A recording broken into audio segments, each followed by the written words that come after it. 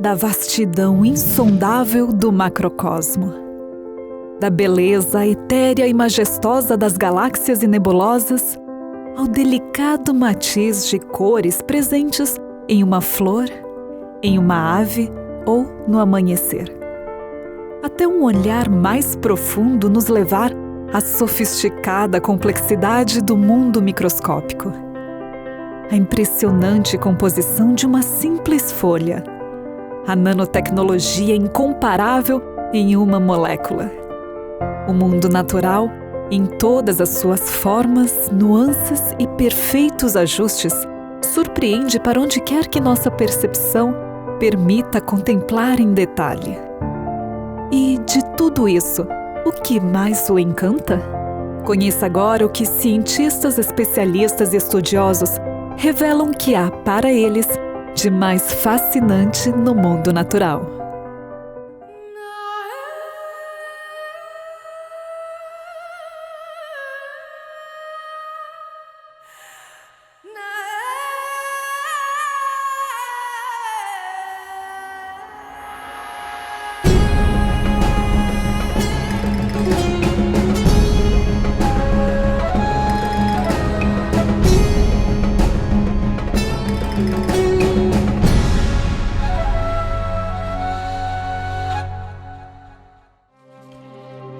El mundo natural para mí es sumamente estimulante en muchas facetas.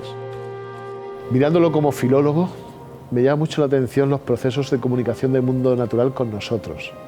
Y no hablo de una expresión etológica en que un animal tenga un comportamiento de domesticación, de acercamiento al ser humano, no, en cómo se expresa la naturaleza a nivel de comunicación.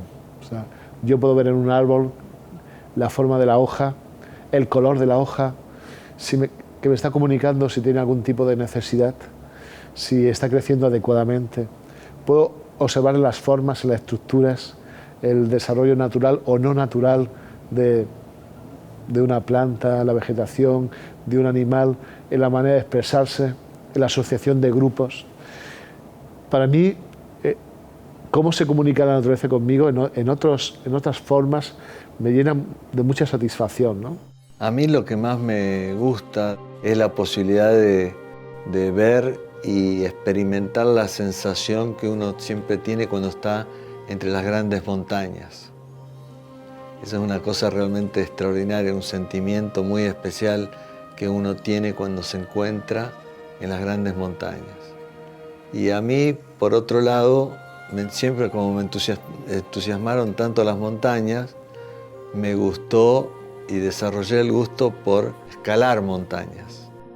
Y no hay mejor sentimiento que estar agarrado de la roca y escalar, sentir la roca en las manos, sentirla en el cuerpo y después llegar arriba y sentarse y admirar el paisaje.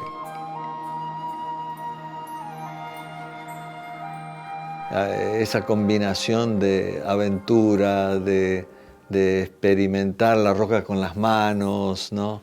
La sensación de estar arriba de las montañas, a mí siempre me apasionó mucho, así que tengo un amor especial por las grandes montañas. Así que después siempre que leo, hemos estado en las distintas cordilleras de América y hemos visto los volcanes y las montañas de distintos tipos que hay en las cordilleras y siempre son apasionantes y me encantan mucho, así que me parece algo realmente fascinante del mundo de la geología y de la historia de la Tierra, ¿no? Cómo se han formado esas montañas a través de los fenómenos geológicos y también a través de la erosión, de los elementos que han tallado las formas y las figuras extraordinarias de las montanhas. Outra coisa que me fascina é a arquitetura das plantas. Algumas plantas são de uma forma e outras são de outra forma.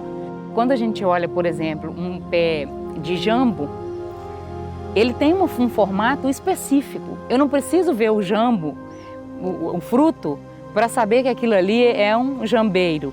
Eu vou ver que ele tem uma forma de cone, assim. Então, quando ele tem essa forma, eu já sei que é um jambo. Agora, se eu olho uma mangueira, ela tem uma copa completamente diferente. Essa arquitetura é determinada pela genética da planta. E, obviamente, se eu tenho plantas próximas umas às outras, elas vão também ter arquiteturas diferentes, porque elas não podem expandir suas copas embaixo se tem várias plantas próximas. É o que nós vemos num bosque como esse. Várias plantas próximas, as copas vão estar mais no alto. Nós não temos abertura aqui. E a arquitetura das flores, né, a maneira como as pétalas estão inseridas, às vezes alguma formando assim um elíptico, uma coisa perfeita, mas assim muito perfeita, muito linda, e cada uma tem seu tipo. Né? Então há vários jogos como se fossem escamas, né? Isso acontece nos animais também, né? As penas como estão colocadas, a coloração que as penas assumem, se estão numa posição ou em outra. Quando o pássaro abre a asa, você vê, às vezes em cima não tem cor nenhuma, embaixo é todo colorido. Né? Então essa inserção, essa maneira como é colocado, né? E aí vem arquitetura e luz junto, as duas coisas que eu tenho assim mais fascinação, que é realmente assim tão bem feito que assim a gente pensa assim, quem fez isso, né? Nós não fazemos desse jeito, nós não conseguimos imitar. Por mais que nós tentemos, nós nunca chegamos a fazer da mesma forma que a natureza faz. Então, como ela faz tão perfeito, e eu que tenho raciocínio, que consigo pensar, já vi, né? Estou copiando o modelo. Eu não estou inventando nada, eu estou copiando o modelo e não consigo fazer tão bem. Parece que a coisa, assim, cores e mistura de cores, né? Na maneira como, e você vê de uma forma diferente, assim, é muito lindo. O mundo natural é como um todo fascinante. A gente observa do ponto de vista macroscópico as plantas, as flores. Eu gosto muito de orquídeas, né? As orquídeas são fantásticas, maravilhosas. E os animais, a gente vê os beija-flor. O beija-flor é um pássaro fantástico. O sistema de posicionamento global, o famoso GPS, ele só foi realmente declarado operacional em 95 e foram investidos 10 bilhões de dólares para se colocar os satélites, para ter todo o sistema funcionando. O interessante é que as formigas já usam o GPS há milhares de anos. E o detalhe é que o delas é muito mais eficaz, muito mais eficiente, né? As formigas consomem muito pouca energia, não poluem o meio ambiente e elas conseguem, graças às suas antenas e aos sistemas que há ali, se ajustarem, se conectarem ao campo magnético da Terra e não perdem o caminho.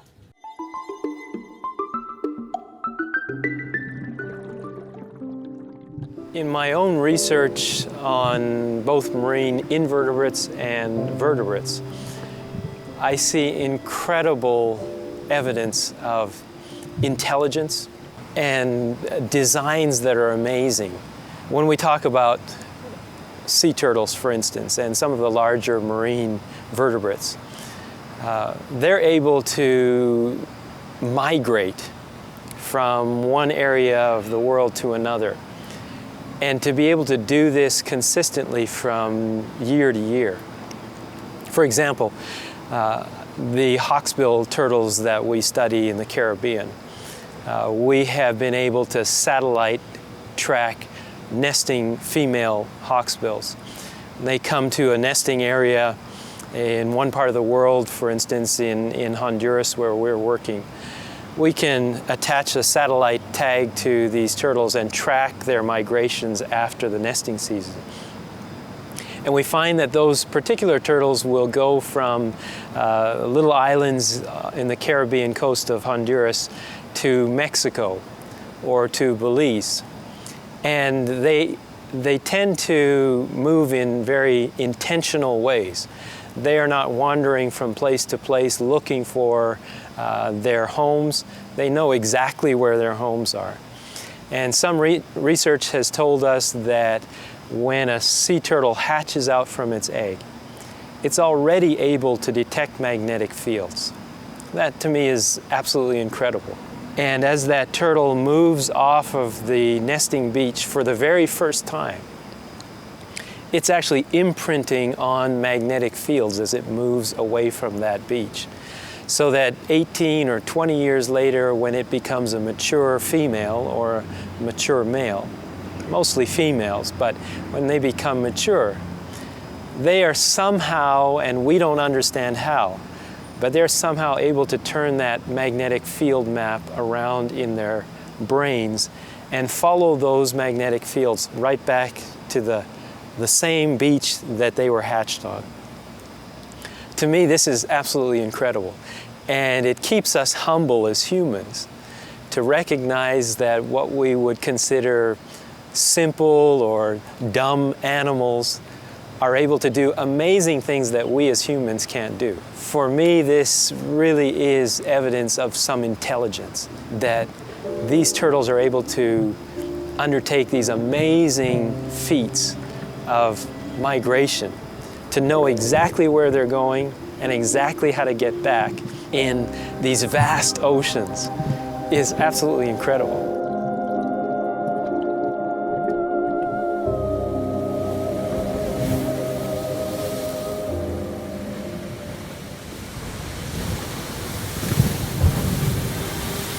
A gente tem um animal fascinante que é o pinguim, né? Eu tenho uma filha que ela adora gelo, ela adora brincar com gelo.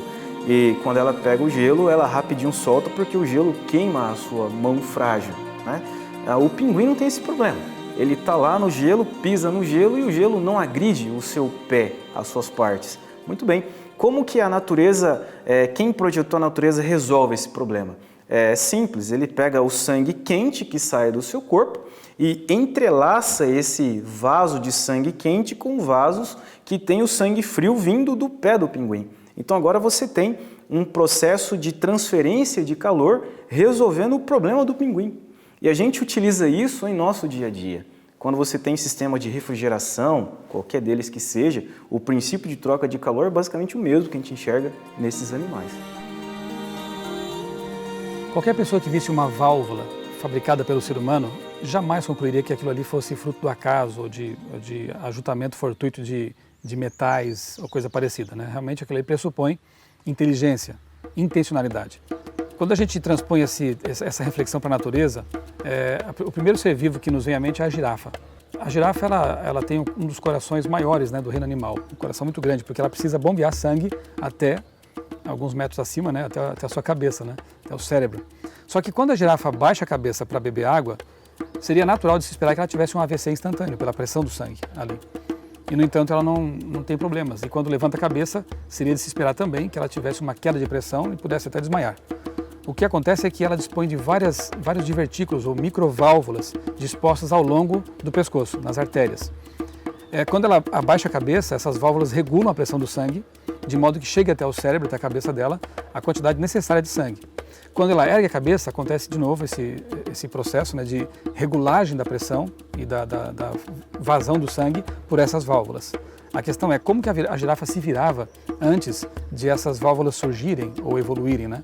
E se ela se virava bem com isso, sem isso, por que seria necessário então o surgimento, a evolução desse tipo de mecanismo, né? É um sistema realmente muito interessante, de complexidade irredutível, sem o qual a girafa não existiria, não conseguiria sobreviver. Cuando yo veo una bandada de vencejos, es pájaro pequeñito, que no es capaz de volar demasiado solo, sino que necesita a veces grupos, y cómo forman nubes los vencejos con formas espectaculares, sin chocarse unos con otros, teniendo una mentalidad colectiva, sin ser colectivos, siendo individuos, esa masa que se mueve con unas formas espectaculares. Eso es un lenguaje que a mí me fascina, ¿no? O sea, yo veo en la naturaleza unas dimensiones de diseño casi de perfección que me llaman a la reflexión, ¿no? Que me llaman a pensar, bueno, aquí hay mucho más, se expresa de otra manera. Eso no quita que también me afecte la grandiosidad, pero esos pequeños detalles, cómo está configurada una flor, por qué usa los colores que usa, por qué un amanecer y un atardecer tienen el tinte que tienen cuando podían tener otro, es un proceso que se comunica conmigo y que me dice que en la naturaleza hay mensajes. E se analisarmos ainda mais a fundo, imergindo em detalhes quase invisíveis nos campos da química e biologia, o que haveríamos de encontrar? Vamos então empreender uma incrível viagem a nível microscópico. Cuando nosotros estudiamos en el microscopio estructuras orgánicas, estructuras que pertenecen a seres humanos o animales o a plantas y las comparamos con estructuras fabricadas o artificiales, nos surge lo que apareció primero en la historia. Cuando se estudió a través del microscopio las primeras estructuras hace varios siglos, lo que llamó la atención para los investigadores era la estructura que tenía el tejido vivo, que ellos llamaron célula, que significa celda. Los tejidos están formados por estas pequeñas estructuras llamadas células, que son únicas. No las encontramos en estructuras artificiales, porque las células son las menores estructuras o unidades morfológicas de vida. Hoy en día, el avance de la ciencia y de la tecnología permite estudiar las células a niveles muy profundos que nosotros llamamos ultraestructurales. Cada vez son más complejas las estructuras que se van encontrando que forman parte de las células, como por ejemplo las moléculas llamadas proteínas. Hay cientos y miles de proteínas que podemos encontrar en las células. Solamente en una parte de la célula, que es la membrana celular, podemos encontrar una gran cantidad de estas estructuras con determinadas funciones y complejidades. Algunas proteínas forman canales con una abertura en su interior. Otras forman compuertas, otras forman bombas donde se bombean diferentes minerales o iones selectivamente elegidos para llevar a cabo diferentes funciones celulares. Otras constituyen enzimas, ayudando a que procesos constructivos o destructivos se lleven a cabo dentro de la célula para que la vida pueda seguir de manera estable. Cuando nosotros estudiamos una sustancia artificial, no encontramos eso. Las sustancias artificiales son mucho más sencillas y son limitadas comparadas con lo que nosotros podemos encontrar solamente al estudiar una célula. Entonces imaginemos la complejidad que podemos encontrar al estudiar conjuntos de células, tejidos, órganos y sistemas al comparar con estructuras artificiales donde no hay punto de comparación. Quando a gente vê as moléculas que constituem a vida, elas são realmente fascinantes. A molécula de DNA é um espetáculo de engenharia, é um espetáculo de otimização de informação. É uma dupla hélice, você tem todo um fio de fosfato, você tem açúcares para estabilizar a molécula e para governar a sua estabilidade. Então você tem o desoxirribose para o DNA, porque a hidroxila não pode estar lá, você tem a ribose para o RNA, que aí a hidroxila está lá e vai quebrar o fio fosfato e a molécula vai ser menos estável. Aí você vê as bases nitrogenadas, anéis de 2, anéis de 1, é uma coisa fantástica, né? 2 anéis, 1 anel, e toda uma engenharia, toda uma sofisticação bioquímica nessas moléculas. As proteínas, elas se auto-inovelam, coisas assim, sequências de 1.000, 2.000, 3.000 aminoácidos. Quando soltas, né, numa solução, todas elas correm rapidamente esses átomos e formam estruturas funcionais, formam máquinas moleculares. Aí você vai na célula ver que essas moléculas formam robôs nanomoleculares. Os robôs têm perninhas, têm braços, eles andam nas rodovias celulares. São verdadeiros robôs nanomoleculares formados pelas moléculas da vida. Aí você vai na célula, você tem filtros moleculares, filtros que passam água cristalina. Aí você vai um pouco mais, você vê ali mitocôndrias, baterias de energia, coisas assim fantásticas do ponto de vista de sofisticação e engenharia. Aí você vai mais e vê ribossomos. Ribossomos são duas mãozinhas ali a preparar e a costurar as proteínas. Você vê que tudo isso funciona no ambiente cibernético, de transferência de informação através das moléculas da vida. Então é realmente fascinante do ponto de vista químico. Toda essa engenharia funcionando ciberneticamente, automaticamente, não tem nada ali. A energia de prótons e tudo mais, é uma máquina, é uma cidade nanomolecular de altíssima tecnologia, coisas que a gente só via lá nos Jetsons, naqueles seriados, de ficção científica, a gente encontra dentro das nossas células. Então sou fascinado pelas moléculas da vida, pela química da vida, que talvez sejam realmente o maior espetáculo desse universo, a química das moléculas que habitam dentro de cada um de nós. Tudo é fascinante, mas algumas coisas me chamam muito a atenção. Por exemplo, é uma fonte inesgotável. Nós nunca vamos compreender toda a natureza. Houve uma época em que a gente acreditava que a gente conseguiria explicar todos os fenômenos da natureza, né? E a gente viu que não, que a gente está sempre descobrindo novos fenômenos, novas ideias, novas teorias. Então, acho que essa inesgotabilidade da fonte que é a natureza para a geração de conhecimento é algo que me fascina muito. Na natureza, nossos processos celulares, a gente constrói proteínas com mais de 100 mil de unidades de massa, assim, são gigantes, em poucos segundos. E se a gente tenta fazer isso num laboratório, né, talvez milhares de anos, talvez. Então, como a natureza opera de forma perfeita, rápida, precisa, né? Isso fascina demais, né? A química na natureza ela é muito perfeita. Observando o mundo natural, desde o microcosmo ao macrocosmo, nós encontramos coisas maravilhosas, estruturas, máquinas, mostrando realmente planejamento e desígnio, né?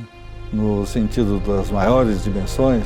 Então nós vamos ver o nosso planeta Terra, vamos ver a Terra inserida no Sistema Solar, vamos ver o Sistema Solar inserido na Via Láctea e vamos ver esta nossa galáxia, um conjunto de outras galáxias e assim vamos ver grupamentos de galáxias, vamos ver grupamentos de galáxias. Nós vemos um universo onde há organização. São coisas assim extraordinárias que fascinam também, mostram a existência de um grande planejador atrás de tudo isso. Para mim, pessoalmente, e é algo que me toca desde pequeno, é o céu. Céu estrelado, eu gosto. Você olha numa noite estrelada, límpida para o céu, você vê aquela miríade de estrelas, você não tem como não se perguntar de onde eu vim. Quem criou tudo isso? E o universo é uma coisa espetacular, é gigantesco, nós não temos como conceber as dimensões universais. A quantidade de estrelas, de conglomerados de estrelas, de galáxias, é algo impressionante. O mundo natural ele é algo extremamente fascinante. Por que ele é fascinante?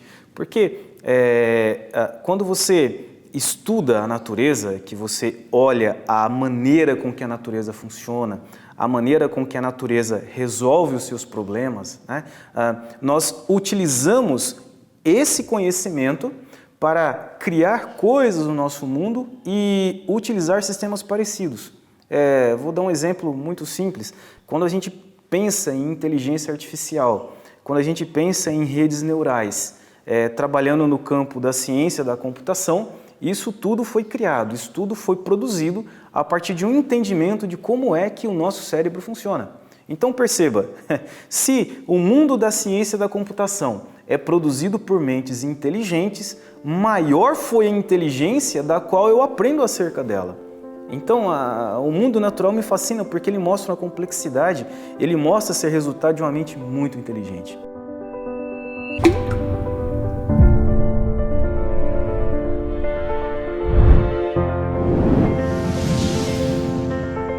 Inteligência, funcionalidade, design belo e elaborado, engenhosidade, na maneira maravilhosa como a natureza se comunica e interage com todos os seres vivos, na beleza monumental das montanhas, na arquitetura de estética tão diversa quanto criativa das árvores, na intrigante tecnologia natural presente em animais da terra, do gelo e do mar, no microcosmo das moléculas, a colossal formosura do espaço sideral, aspectos fascinantes de um universo que para nós é praticamente infindável, que nos leva a olhar para um infinito e uma perfeição situada muito acima de nós, acima das coisas visíveis. E nos faz pensar: seria este vasto e maravilhoso quadro uma obra sem autor?